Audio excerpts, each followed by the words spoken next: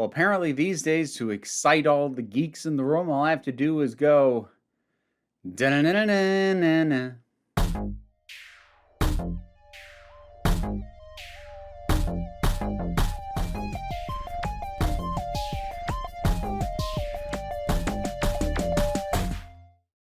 So, Marvel's starting to lay actual groundwork for mutants, or at least they're hinting that it's coming.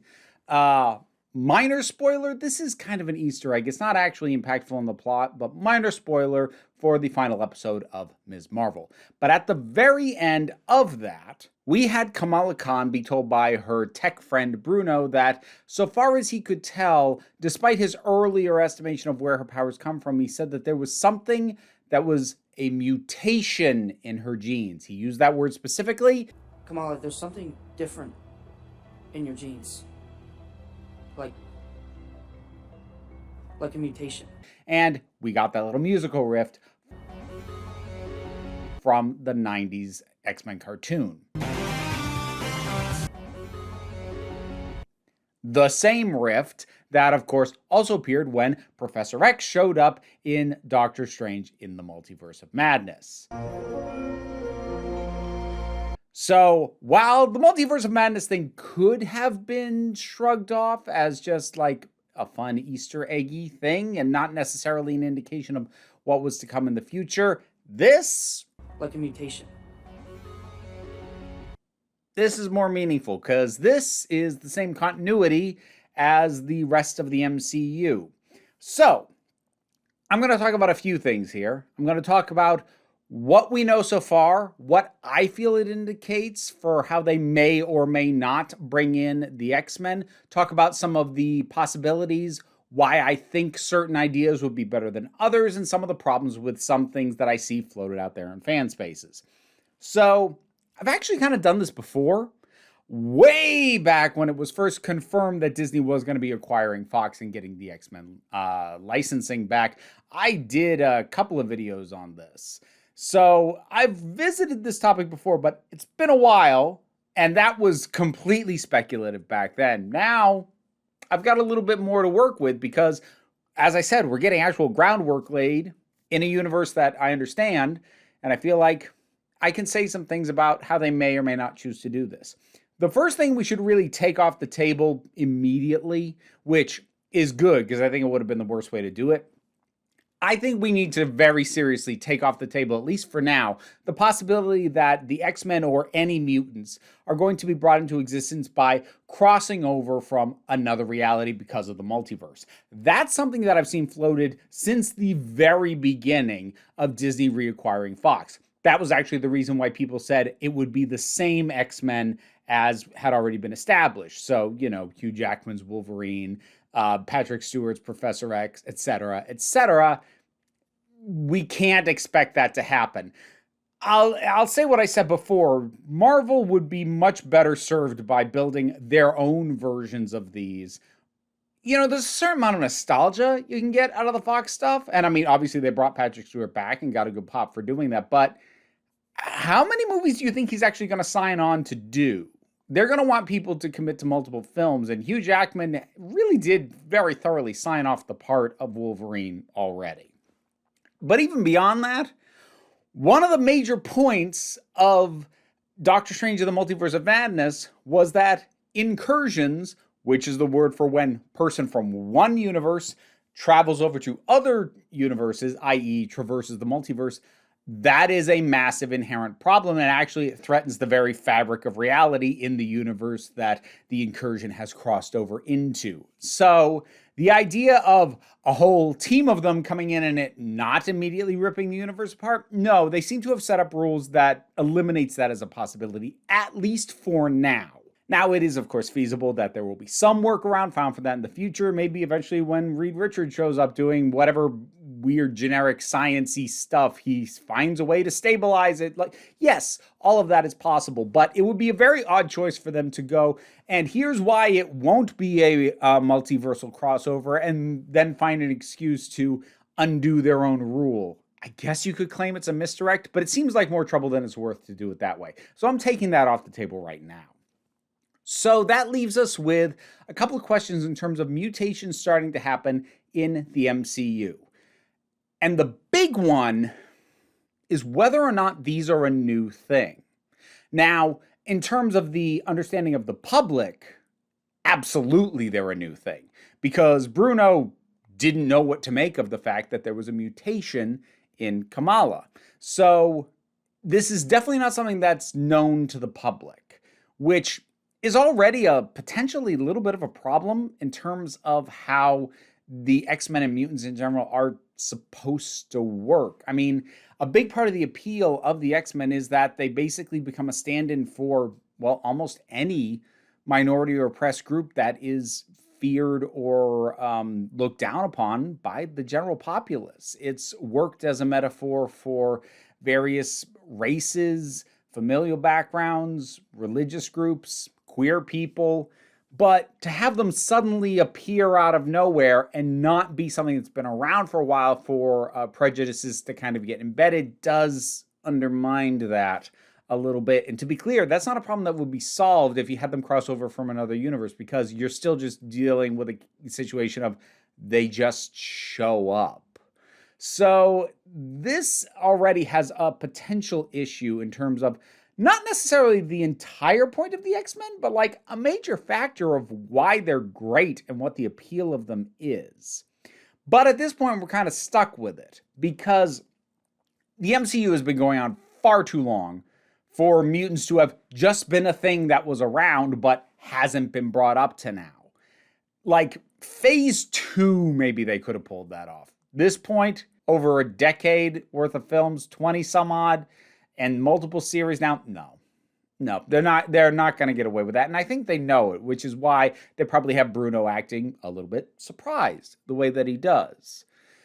So that brings up the most obvious thing, is that mutations are a new thing that is happening for the first time now. Now, that may or may not be the case, but it would track in terms of it happening to Kamala. People don't seem to know what this means overall, or realize that mutation is a thing that is potential to hit any number of people in the general populace. So that would be a little bit of an odd thing because, well, they may or may not decide to, determine and signify and isolate a trigger event, but that would kind of be turning the mutants into the Inhumans and turning it into a thing like the Terrigen bomb, which I don't think they'll do. I think they'll still have it be genetics purely, although the Terrigen bomb still involves genetics because it only impacts people with the right inhuman genes, but a whole other thing.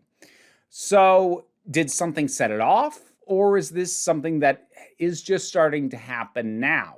And Kamala is around the right age for it to just kind of happen to her. I mean, a little older. It can't happen, as young as puberty, but, teenaged. Yeah. So that tracks for how mutation is usually done, both in the comics and how it has traditionally been handled in various media, like the X-Men movies that were done over at Fox. But there's another problem beyond the question of, well, does that diminish their use as any kind of civil rights stand-in, as they are often used as? Because if it's just starting now, that really only opens us up to young mutants. Or even if you say mutation can happen to someone at any age, it means that there's nobody who's been around, who's established. Because part of the thing with X-Men is you have it as a generational thing.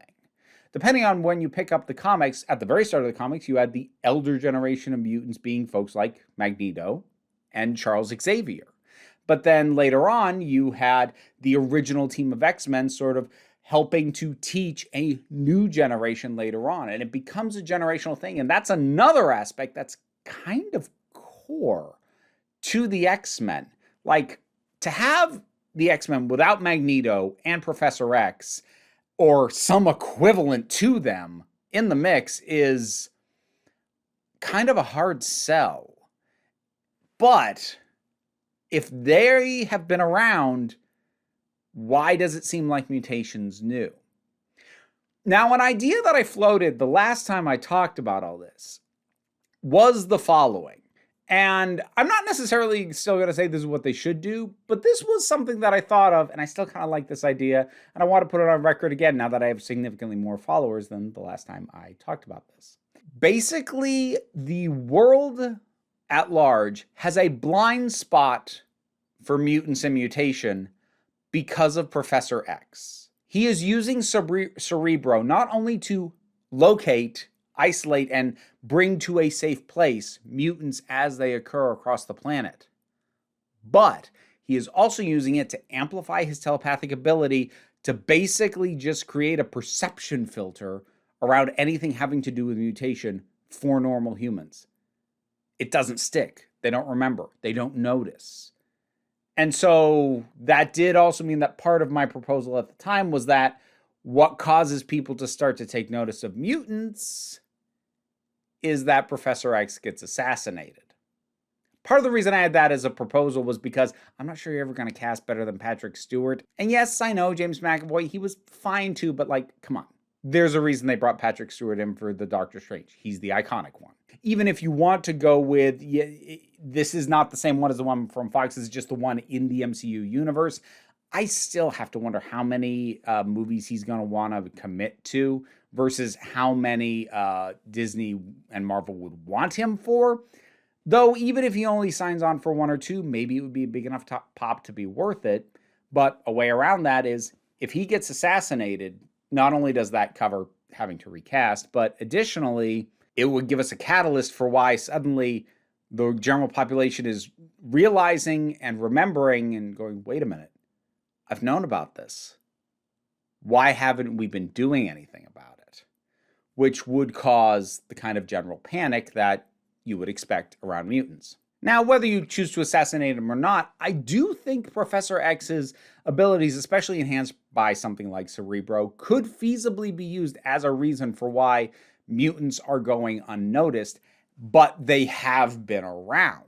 Although, again, if they've been unnoticed for so long, unless you do something to undo sort of the mind manipulation that Professor X did, again, we're still completely within speculation on my part. You have to do something to roll that back, because otherwise we're still in the same situation where it loses that civil rights aspect, because even this way, there's still a problem of, well, if people are only realizing it now, then it still seems like this is a sudden and new thing. But it would help a little bit if it was a case of, no, it seems like a new thing to you, but they've been here the whole time. Which, yeah, that can work in a civil rights context, because oftentimes groups that end up being used as scapegoats or labeled invaders, be they refugees or people of a certain religion taking up residence in a country, or queer people, trans people, etc., suddenly being called new and invasive, even though we've been here the whole time. No, that could work. But there's another thing, I mentioned him, and that's Magneto. I've seen for a while now that people said, well, he still has to be a survivor of the Holocaust. And I agree in principle, but I think there's a little wiggle room. I agree in the principle that not only does Magneto have to be the survivor of an atrocity, but more important than that, you got to listen to me on this, it has to be a real world atrocity. The quickest way to completely undercut the meaning and significance of Magneto, and part of what makes him such a compelling character and villain, is the fact that he survived something that really happened, a true monstrosity committed by actual human beings.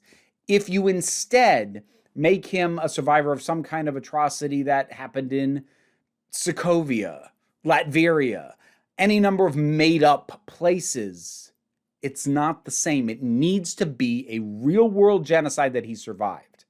Now, I think there are arguments to be made to have it stay the Holocaust specifically, because he's also an incredibly significant Jewish character, and I wouldn't want to take that away.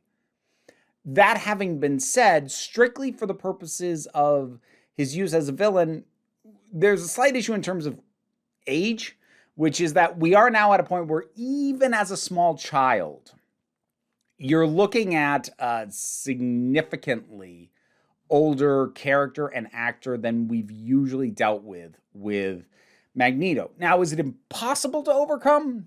I don't know. It depends on how far out years-wise we are from an actual proper X-Men movie. And given that we've had announcements up through 2023 on stuff, we're probably looking at 2024, 2025, which means we're looking at 80 years since the end of World War II. He would have had to have been old enough to have strong memories. So I'm going to say 6 or 7. You're dealing with somebody in their mid to late 80s. That's tough. Now, the easy answer is something about his mutation either helps him maintain youth or makes him able to power through these things and maybe use CGI to make somebody look a little older. That's possible. That's absolutely doable. But I think an option I'd at least like to see considered is that Magneto is the survivor of an atrocity other than the Holocaust. This is not to downplay the Holocaust. Never downplay the Holocaust. But that was neither the only nor the last genocide that has happened on this planet. There have been genocides all over the place, across the decades, and you could still have him be older than your main leads, but he could be a survivor of genocide in Zanzibar, Nigeria, Algeria, Cambodia, Bangladesh, Burundi, Indonesia, Papua New Guinea. Heck, you could have him be an indigenous American dealing with generational trauma. I don't have a preference. It feels very weird to say preference in relation to genocides, but I think that could at least be an option. All that having been said, the Watchmen TV show did have a character who was a survivor of the Tulsa massacre. The character was dang near 100, and it did work. So it is still possible to have him be a survivor of the Holocaust. And with the right actor in place, I wouldn't oppose Ian McKellen again. Nobody's talking about extermination. No one ever talks about it. They just do it. But again, similar to Patrick Stewart, I'm not going to presume that he would want to come back for as many films as they would want to get out of him. It could still work. But it has to be part of his background that he survived a genocide, and it has to be a real one. Coming back to Ms. Marvel real quick, I am kind of half expecting in The Marvels that maybe the bonus scene at the end of that might be Kamala Khan being contacted by somebody tied to the X-Men. Or at least somebody who is an established mutant. Wolverine would be the obvious pick. I mean, Kamala has actually teamed up with him in the comics, so that's kind of fun in an Easter eggy way. Although for some reason in my head, I really want it to be Nightcrawler. I don't know why. I like Kurt. He's fun. But I feel like overall, I would be very surprised if when mutants and X-Men get more firmly established, that it becomes a matter of this is brand new and it's just starting to happen. Maybe it starts happening on a larger scale, en masse. Maybe that's the other way you do it. That there have been mutants up to this point, but they have been so few and far between. And they are something that the few people in, say, government authorities knew about, that have kept a lid on, and they have worked very hard to stay out of the public eye. So maybe with Kamala, that's not necessarily the signal that mutants are new for the first time, but rather it's proliferating, and now there's going to be too many of them to hide. That's possible.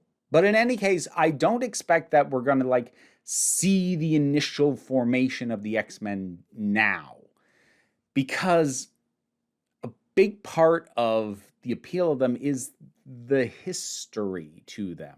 Whether that history comes in the form of older students who have been at Charles Xavier School for Gifted Youngsters for a while, or whether it simply comes in the form of Charles and Eric, Professor X and Magneto themselves. The sense of history and the sense that this has been around in some form for a while is really kind of key and core to the thing. And in my mind, it's largely just a question of how they're going to explain it not being more widespread. And it might just be flat out that. It hasn't happened that many times, but now it's happening more. As far as X-Men to bring in, I'd love to see them bring in some of the ones who just haven't been milked to death. And like they're going to do a Wolverine eventually. That's just going to happen. We have to assume that. But, ones that have been more secondary or tertiary in the movies if they've shown up at all. So I'm talking about folks like Kitty Pryde, Iceman, Jubilee, Gambit, Dazzler, Armor. Heck, don't start with the X-Men at all. Start with the Brotherhood of Evil Mutants, just for the love of all things geeky. Don't set up the Dark Phoenix saga again. We've had 2 big whiffs on that. Leave it alone. For ever, honestly, but a while. Yeah. But that's starting to get into ideas of storylines to do with X-Men later, and that could be its own conversation as a whole other thing. Because I won't lie, I kind of liked when the X-Men were at Fox and they were a separate universe. Because, can we be honest? X-Men generally work best when they're basically treated in isolation, like there aren't other superheroes around. Most X-Men stories, good and bad, focus on the X-Men dealing with other mutants. The whole mutant thing is kind of self-contained. You have some characters who interact with the rest of the greater universe a little bit more. Hank McCoy, Wolverine, just because he's super popular. Deadpool is kind of his own thing at this point. But by and large, it's actually treated like when the X-Men and the Avengers either team up or fight as a really big deal. Because it should be. Because they kind of are best treated in their own little bubbles. And so that's kind of why the idea of integrating the X-Men into the MCU has never actually excited me all that much. Because I don't think there's a lot that is actually gained by the X-Men being able to interact with all the other stuff going on in the MCU. Now, there's stuff to potentially be gained in terms of fresh actors in these parts, stories that haven't been adapted yet, fresh takes, new ideas. I'm all for that. But the actual integration of the X-Men or mutants in general into the MCU isn't an idea that excites me. It never has been. Because I don't think it adds much to them. So much goes on with the X-Men, including frigging cosmic stuff. They don't need the rest of the MCU to interact with. And I think they kind of work better or a little bit more streamlined the less you do that. But at this point, it's expected. Eventually, when Marvel starts handling these characters, and they're too popular to not do something with, eventually, Marvel is going to have to deal with them, and it is going to have to be handling them in the MCU. That's just going to have to be the case. From a strictly creative standpoint, I would actually argue it would be better for them to be in a different multiverse where there basically are no Avengers and it's just the X-Men, except that they will never actually do that because fans would be going, why aren't you integrating it? And I get it. I still don't think it's the best idea, but it's going to happen. Like it just is. I know that. No matter what I think is or isn't the best thing, I do try and keep my finger on the pulse of what's realistic. They're going to get integrated. And I am curious to see how.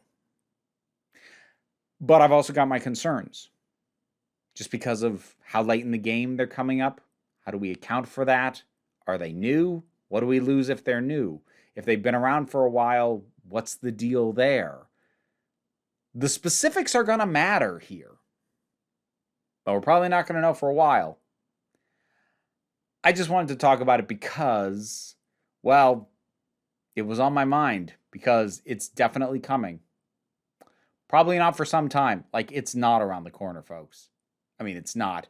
You should try and keep in mind how early Thanos was teased versus actually mattering in the movies. Now, I'm not saying that the X-Men are going to be like the next big major arc of the MCU.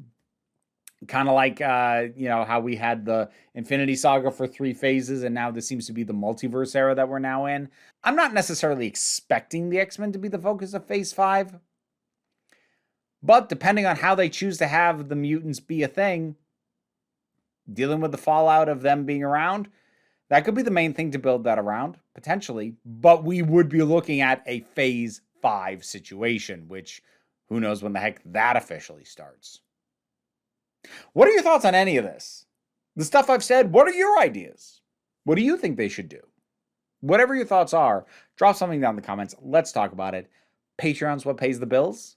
That is what enables me to do this as my living and have videos for you every single Saturday. But you can help me out even without contributing to the Patreon, though I'd certainly appreciate it if you did. You get early access to videos like this one, but even if you can't, like, share, subscribe, help me out, and there are other links in the description to other things that I do. I have books available that you can get through Amazon, or honestly, you can even go and get them from your local bookstore or library if you don't want to give money to Jeff Bezos. Check that stuff out in the description. It's fun, but you also don't have to. Because at the end of the day, what I really want you to remember is that you are beautiful, you are valid, and you are loved. You are the council. I'm just running the meetings. And until next time, this council is adjourned. Da-na-na-na-na-na. Now my thanks to my highest supporting patrons.